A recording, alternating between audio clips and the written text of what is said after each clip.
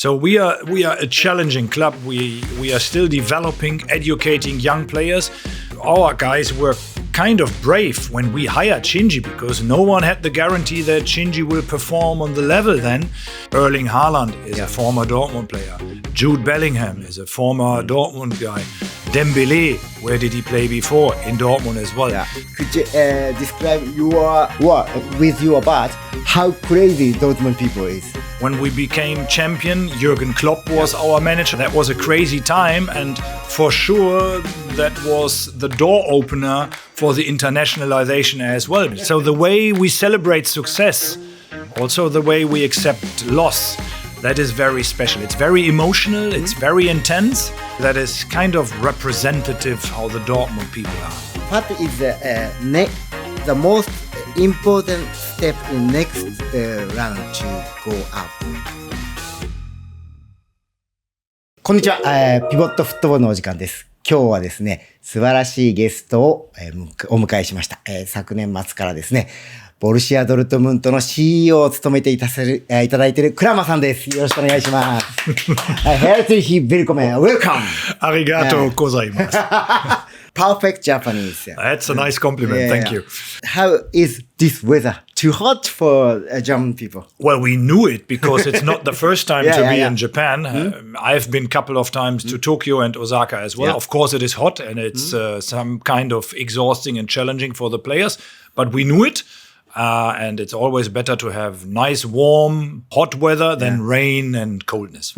So no reasons to complain. Okay. So you know, other Asian country, like Singapore or Malaysia. I would say the temperature is not the big problem. It's the humidity, which is different to Europe. In Europe, it's hot as well right now, but the humidity is a bit more intense than in Europe. Yeah, because I lived in Dortmund for 2 years. And Frankfurt 5 years. I lived in Brückstraße. You lived in Brückstraße. Dortmund. Yeah, that's near the station and the center where the concert building. Yes. Concert center. Yeah. Okay. But in the apartment in Dortmund, there's no air conditioner. That is completely different. When we rush into the hotels, the air conditioning is completely unusual for us. And the difference of temperature, outside it's 40 and above, and inside it's minus 5 degrees. So that's for sure a difference between Japan and Germany, yes. Before the last match against Cerezo Osaka, you gave 20 years memory statue for Shinji Kagawa. The gift was very, very impressed by other Japanese football fans. Yeah, really? Because at that time, everyone finds, Dortmund respect Shinji Kagawa. So that's why many Japanese fans I don't want to correct you, but we do not only respect him, we love him because he's a part of our family. And to be really honest, he was the opener to the Japanese people. Without him, I'm very sure we wouldn't be that popular in Japan. And therefore, we are still very thankful what Shinji has done for Borussia Dortmund. Yeah. Can he become ambassador of Dortmund in future? Or? Well, it looks like that he's still in a very good shape. He played a good game against us as well, and he's telling it could else. But wherever he would be interested to represent Borussia Dortmund, the doors will be open to him. That's a good news for us. So, let's talk about you and your club. So, at first, what aspects of the legacy left by Watzke? Do you intend to carry forward something from Watzke?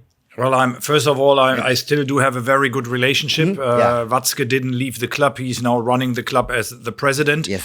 But we do have a really good relationship, which I would describe as a very credible and trustful working relation, maybe a bit more as well.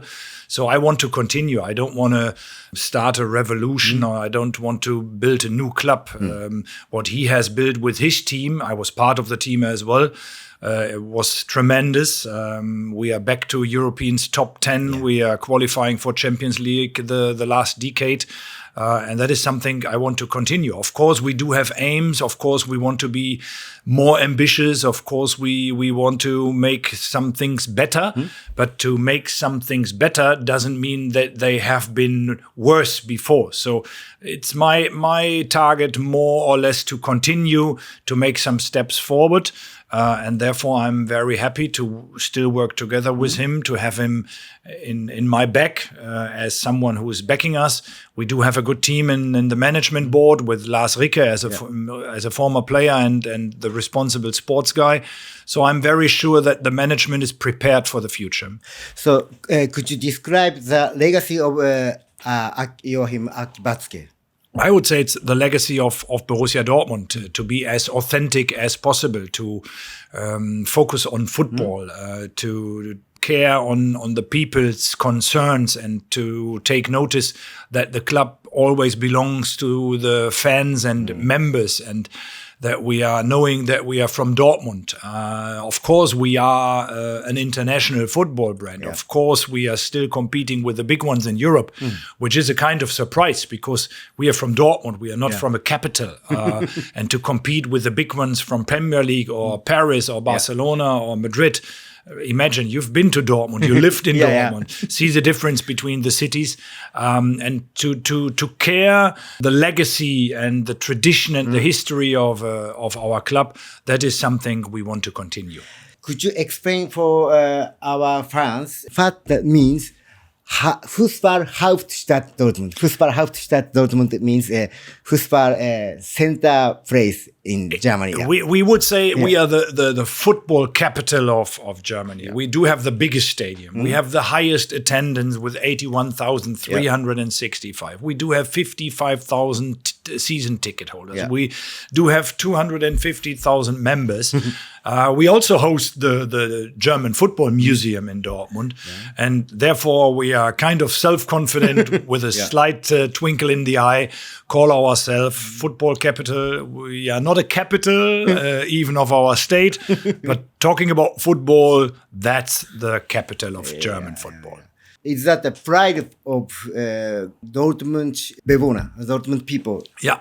How are they proud of Dortmund or FAW or first of all, Park? First of all, the Dortmund people are crazy about football. They love football and they love their club. I would say there is no other city existing where the people and the football club are belonging together in that density and intensity. And without football, this city would be a different city. But to be honest, this club without the Dortmund people would be a different club as well. So I always try to compare it with American sport. If Dortmund would be a franchise, we wouldn't work in a different city because we couldn't transfer the supporters with us. So Dortmund as Borussia just works in Dortmund. Have the yellow wall in your picture, in your mind. That is so special. It's just working in Dortmund. So, for example, in 2011, the night just after the game against maybe Bremen, that was the day Dortmund won the title in the Bundesliga. So when I come back to my apartment, I watched. Oh, there is lots of beers, lots of beans. So at that time, I found that revolution has done in this place. That is my explanation for Dortmund. Could you describe with your part how crazy Dortmund people is? Well, you mentioned a picture which is typical and symbolic for Dortmund. That is Dortmund. People love to celebrate football. They are part of the game. The beer belongs to the city as well. When we became champion, Jürgen Klopp was our manager. He's now the manager of the German national team. That was a crazy time. And for sure, that was the door opener for the internationalization as well, because these are the pictures which are kind of unusual if you compare us as a champion with other international champions. So the way we celebrate success, also the way we accept loss, that is very special. It's very emotional. It's very intense. And I would say that is kind of representative how the Dortmund people are. Yeah. Have you watched the game? Yeah. At the Gelbbahn? No, well, as a representative, we do have our seats, but I can tell you one of my kids is part of this yellow wall as well. Really? And he's always very, very impressed. So it's something which will happen after my working career for sure, but not yet. How many fans can stand at yellow wall? It's the biggest standing terrace in European football, 25,000 people. In Japan, that was a normal capacity of whole stadium. Of a normal stadium. Yeah. It is a USP of our club. Yeah. The yellow wall is amazing, and we do have the big advantage that UEFA allowed the standing terrace also in Champions League, which now really helps us because it's a powerful support for the team, and 25,000 having behind you, that has an impact on the game. Yeah, but after the game, there are lots of trash and cups in yellow wall. How many hours does someone clean the yellow wall after the match? First of all, we try to avoid rubbish like you described, because we do have a system that the people should give back their can to us in order to avoid it. But you can't avoid it by 25,000 drinking beer and beer and beer and beer. It is some hard work, but part of a game day. Okay, that's a part of it. So, but lots of BFAB fans in Japan. One of their dream is to watch Champions League final in your stadium. But in last decade, last 20 years, 30 years, UEFA has not allowed to hold Champions League final in Signal. Yeah, true. Is that a problem for you? It's not a problem. Of course, we do have a great stadium. We also describe sometimes as a cathedral of German football, but regarding business perspectives, of course, we do have some disadvantages. If you would reduce it just to seated terraces, then we have a capacity of just 65, which would be still enough to apply for a Champions League final. But the percentage of commercial seats is just 5 to 6% of the 5 to 6%. Yeah, okay. which is a bit too less for a Champions League final. But apart from that, we are in discussions with German Football Association and UEFA to apply for a competition final. And we do not know yet whether it could be a Champions League final or maybe just a Europa League final. But the stadium has so much power. You might have in mind the semi-final 2006 during the World Cup. We lost against Italy as a German national team, but the atmosphere in Dortmund was great. Yeah, and I was there. I was in Gelbbahn. So I'm very sure that if we want to host a very emotional final, Dortmund could be a good alternative. But once more, we are not from a big city. We are not from a capital. So we do have some infrastructural disadvantages in comparison to cities like Madrid or even Milan, Paris or London. So there are so many other spots. We do have our strengths, and I would say our stadium is really our USP. But on the level UEFA is looking for, we might have some slight disadvantages. So do you think at that time, what should you do if the final will celebrate, it will hold in Signal Iduna Park? I would love to focus on Borussia Dortmund. Of course, it's great to host a final, and we are considering in German football maybe to apply for the World Cup in 2042. But right now, I'm a representative of my club. I'm happy that all our games will be sold out. Imagine we do have a season opening game against Roma on August the 15th. And even just a friendly game will be sold out. So I do have the aim that during Bundesliga, during Champions League, Signal Iduna Park will be always sold out. 81,365 happy supporters, supportive supporters. That is my core target. And if we are able to impress others, that this is a great stadium, maybe to play a national game, I'm very sure Jürgen Klopp, as the national coach, will be interested to play with the national team in our stadium as well. Let's see. But first of all, we are focusing on BVB. In maybe 2012, I read some article from Bild Zeitung. Yeah, you got lots of transfer fee from Manchester United because Shinji has changed the club. Ne? So with the money of his transfer fee, you invested for renovation for some part of stadium. Is it correct? No, that's not. All the money we earn by selling players, we invest in the squad. And imagine, it is not only Shinji who played for us. Have the World Cup in the US in mind. Erling Haaland is a former Dortmund player. Jude Bellingham is a former Dortmund guy. Dembele, where did he play before? In Dortmund as well. Yeah. So we are a challenging club. We are still developing, educating young players. Our guys were kind of brave when we hired Shinji because no one had the guarantee that Shinji will perform on the level then. And that is the Dortmund approach. We want to make young players better. We never will hire big superstars. We will develop young players to superstars. You might have heard who we bought for the next season. That is the Dortmund approach. And we always reinvest the money in young European or international talents. Okay. Of course, we have to do some renovation in the stadium as well. And infrastructure is always important. If you just invest in legs and not only in stones, you might make a mistake as well. But we are primarily a football club. Core business is football. And we always try to make the squad as best as possible. So informally, in Dortmund, there was a G3. That means Watzke and Zorc and then Jürgen Klopp.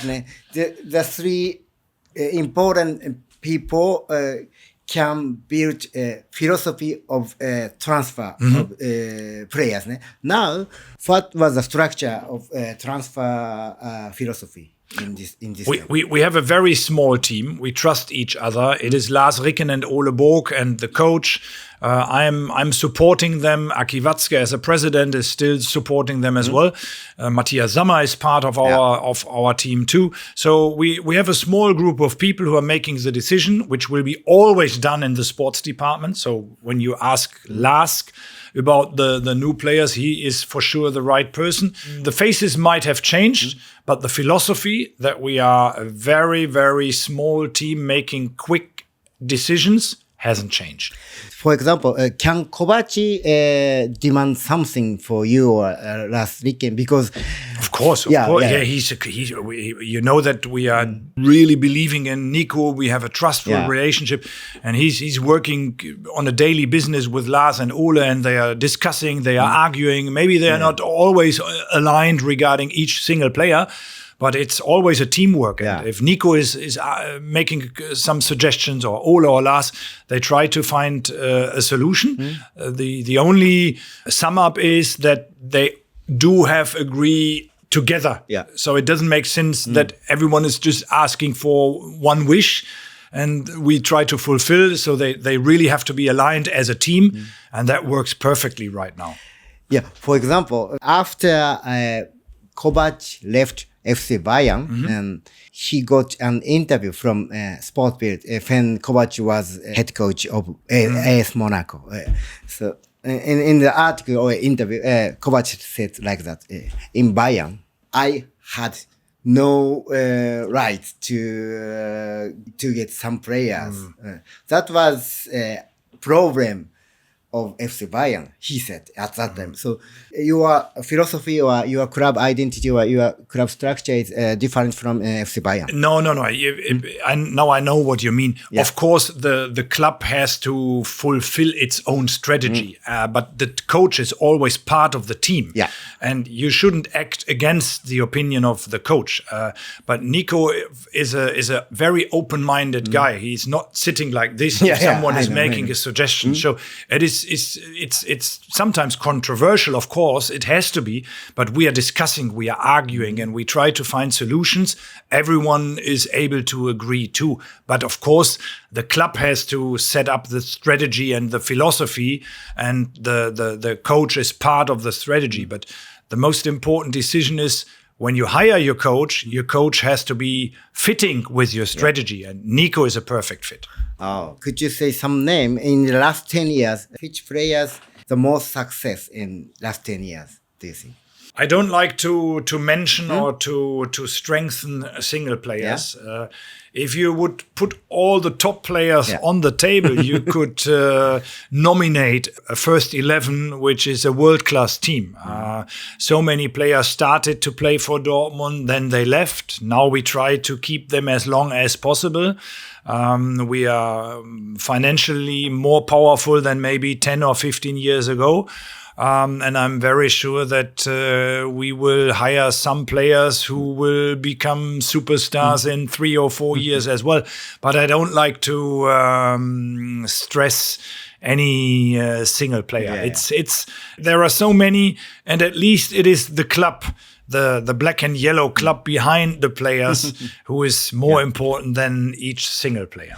So, but I think your strategy is sometimes very, very correct and clever. For example, when Dembele left, you bought Jadon Sancho from Manchester City. That was a perfect transformation. How many scouts do you hire as a club? It's not a question of numbers and how big the stuff is. Yeah. It's always a question of quality. You have to be ambitious. You have to work hard. You have to watch many games. You need the right people. You need clear eyes, less glasses, I would say. And now with Lars and Ole, who are in charge of the sports department, we do have a really, really good team behind the team. And I'm very sure that our scouts will identify the next superstars season by season.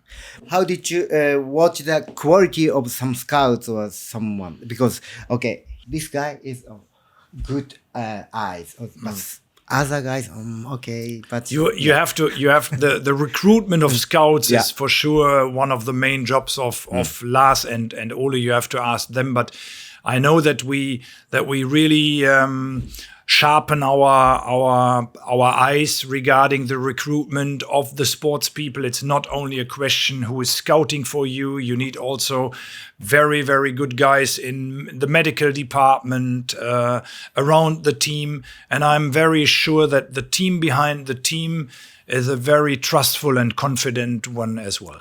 Okay. So thank you. So let's talk about other teams. How is Dortmund investing in internationalization or the development of overseas markets like Asian or like American continent? Yeah. First of all, we are completely committed to internationalization. Of course, the core business take place in the domestic market. So stadium has to be sold out. We have to be successful in Bundesliga. And the better we perform there, the more we can attract people around the world. But we have to be around the world. We do have 3 offices in Shanghai, in Singapore, and now in New York as well. We are touring around the world in summer since the last 10 years. It's now our 11th tour. It's our 4th time to be in Japan. We have different football academy programs in the markets. We do have international partners and brands. For example, in Japan, we have a strong relationship to Konami. We really try to be in the market. We are collaborating in corporate responsibility projects. We do have school projects. So we have a bucket of tools we are trying to develop and to bring on ground. And the more we are present, the more we will be able to attract the people. And therefore, the international markets are important. Dortmund seems to attract the people, seems to interest the people. The way we interact, the way we offer closeness to them is something which is very special. This is a clear commitment from our club that internationalization, that international markets, that different countries are very, very important. But why do you have 2 offices in Asia? One is Singapore and other is Shanghai. 2 in Asia. Yeah, right? We thought Asia is such a big country, and even China is not a country, a territory, and even China is a big country. So we decided to start our international program with the first office in Singapore. And then because of knowing that China is so crazy about football and sports as well, we said that is difficult to run China and maybe the North Asian regions from the Singapore office as well. That was the reason to be in Shanghai as well. And the Shanghai guys were also responsible now for the Japan tour and operated some of our activities in Tokyo. Yeah, I met yesterday. Yeah. And the mapping on the governmental building, thanks to the government once more to get this opportunity, was great and tremendous. And you can't run activities like this from the German office or at least from an American office.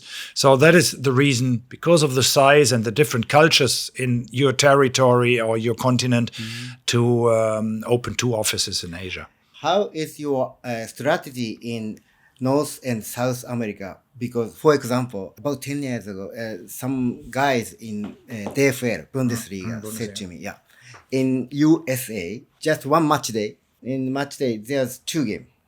One game was Bayern against Dortmund. Other game is Leverkusen against some team. But at that time, Chicharito played in Leverkusen. That's why in USA, the number of people who watched the Leverkusen game is higher than their Classical. Yeah. I know what you mean. Of course, it depends on the interests of the Hispanics in a Mexican player. And that is the reason the South Americans and the Middle Americans, of course, are more influenced by the Spanish people, and they are highly interested in football. So it's a different culture than the Americans consume football, and therefore you have to separate a bit North America from the rest. We do have some activities for especially the Hispanics, which are a bit different to the Americans. But finally, America, as you have seen at the World Cup, is crazy about sports and at least also crazy about football. So that's why I want to ask you, because, for example, and Bundesliga sold their rights to watch the Bundesliga games in USA. One right for the Americans, English people, English and one and right is for Telemundo. Telemundo takes Telemundo takes the rights for the Hispanics. Sometimes you have to split it a bit more. You have to make it as individual as possible in order to reach the people by their heart. If you just work by translation, then you lost power. So that is one of the reasons that we split and said, hey, how do we reach the Americans? And if we can reach the Hispanics in a different way, we do it regarding our social media activities as well, by opening, for example, a Spanish Insta account in order to reach the Hispanics in a different way than we do on a black and yellow Insta account in English. So that is one of the reasons. Of course, you wanted to get more fans in USA or South America, but sometimes the marketing or PR department wants to get some good players from South America, but Orebuk or Last Weekend want to other players in Europe.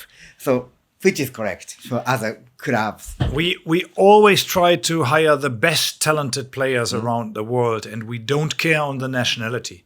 Of course, it is helpful if you make the decision that a certain market is a very important market and you can get a player out of this market.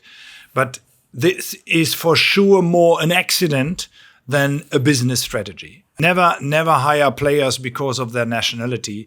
You will disappoint them and the market as well. So look for the best ones. If they are from a certain market, like we have done with Shinji from Japan, then make the step into the market and start your PR and marketing activities. But never let the marketing department make a decision regarding the sports.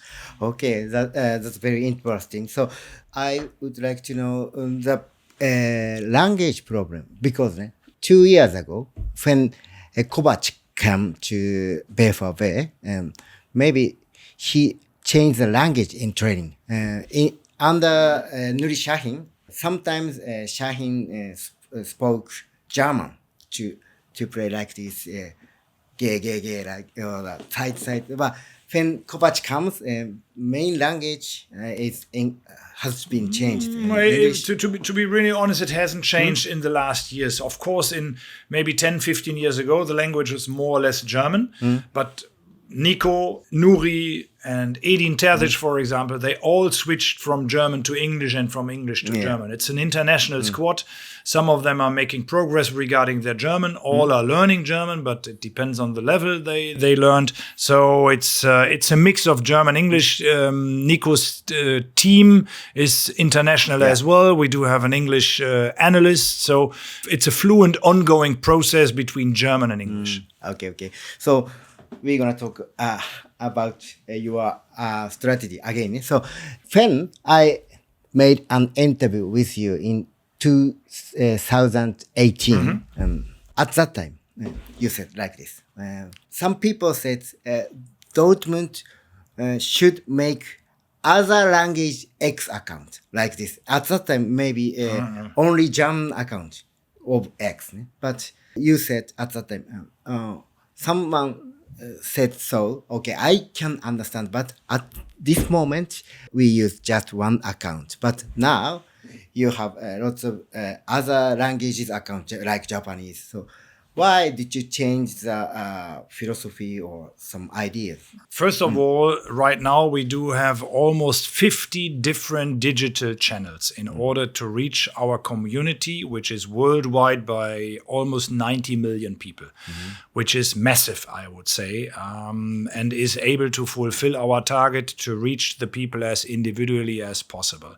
But I would say times have made progress as well and have changed.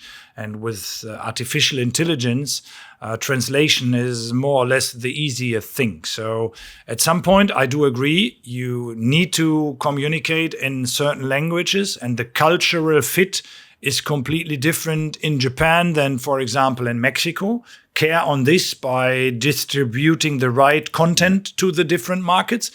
But I think because of the AI phenomenon, we won't have a big problem how to communicate to each country. And the language topic is not that big and is not a very, very current problem than it maybe was 5 or 10 years ago, my opinion. Yeah, that is a very complicated problem. So, for example, my friend, he is an influencer in Indonesia. Although he's Japanese, but in Indonesia, the most popular club is Manchester United. I asked why. Because Manchester United had account of Indonesian, and they post message for example, some festival of Islam. I know what you mean. That is Manchester. That means Manchester United is a localization monster. But the localization still takes place. Maybe on the same channel, but of course we distribute localized content. And as you just mentioned, your friend as an influencer, we are not talking about our own platforms. We do have others as well, and we are collaborating with influencers as well. So we are part of their story, which has been taking place, for example, in Osaka. I'm kind of sure that we had more than 10 different influencers from the Japanese market. So I do agree, you have to localize the content, but I think it is not important that you have for each different country or even territory a separate platform, because there are many others who will take your content as well. And maybe that is then not necessary to offer it always just by you as a club. Okay, so fine. So let's talk some questions. Okay, lots of Japanese fans. This is a question from lots of Japanese fans. Last February, many Japanese players were angry because of some comment from Mr. Kobachi. And maybe after the match against Bayern, Kobachi said, Bayern will take the title and we have to secure second place. So some Japanese pay-per-view fans were angry because, Kobachi has already gave up. We are not. We cannot believe that. Yeah. But first of all, we have to accept that Bayern is making an unbelievable job. And have their players in mind, starting with the number one, Manuel Neuer, Kane, Olise, and so on. So it's a tremendous squad they are offering. They are making a great job. And of course, they are the candidate number one to defeat their title. But of course, we want to compete. But we are not the club who's announcing targets to the public. And our coaches and we as a club as well, we are ambitious. We hate to lose. We weren't happy when Cerezo has beaten us 2 nights before. But it doesn't make sense to announce any target which won't be able to fulfill. We want to win each game. And the more games we win, the more competitive we are. Let's see. We want to make ourselves better.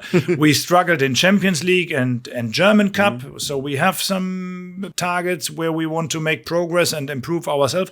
Let's see. But you never win a title by announcing it before the season. Could you give some advice for, especially for Japanese BFB fans? Because how and what should they expect? First of all, if I have the opportunity to talk to the Japanese football community, keep your fingers crossed for Dortmund. Support Dortmund. It's always the best club. We are a very emotional brand. We need your support, and the more we receive your support, the more likely success will arrive. Okay, thank you. So let's go back. It's last 3 questions. So Dortmund has a reputation of developing young talent. All over the world knows this. But I think the next step is a very, very important for you to conquer over the world. So what is the most important step in next round to go up? I tell you, it is still to hire the talents, but to keep them playing longer for Dortmund. Of course, they won't finish their career at Dortmund, most likely. Maybe some of them, maybe a few of them. But we want to avoid that our talents leave the club soon and that for sure leave the club to play for a German competitor. And that is our target, to keep them playing as long as possible in black and yellow. Thank you. So the last question. 5 years from now, what kind of clubs do you want to Dortmund in business perspective? We want to remain and to stay under the top 10 of European football, though the business landscape is very, very competitive. There are many clubs from Premier League and other leagues trying to overtake us, gaining more monies from investors and American owners, which makes it difficult for us to compete. But we want to be part of Europeans' top 10. We want to be as competitive in the German Bundesliga as well. And we want to grow. We want to make more people to supporters of our club. I mentioned the digital community of almost 90 million people. This is a target we want to increase. We want to make Dortmund better season by season, and we want to keep Dortmund as a very, very attractive football club. Okay, thank you. The last question. This is, I would like to give some message for PIVOT fans, because this is economic channel mainly. So what is your motivation as a business person?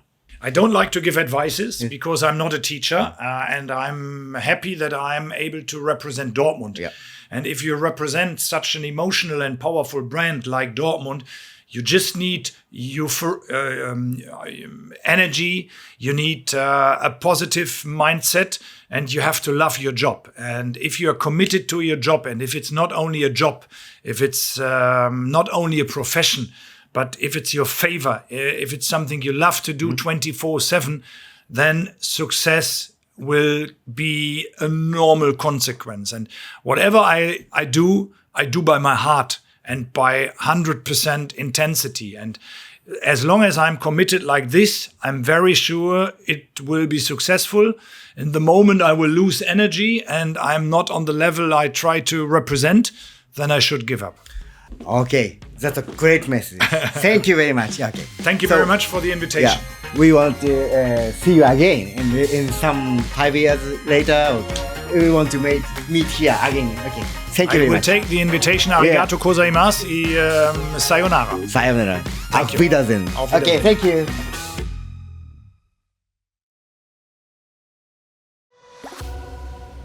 PIVOTアプリでは動画視聴でマイルが貯まり、豪華特典に応募できます。Amazon ギフト券や図書カードなど特典は毎月更新しています。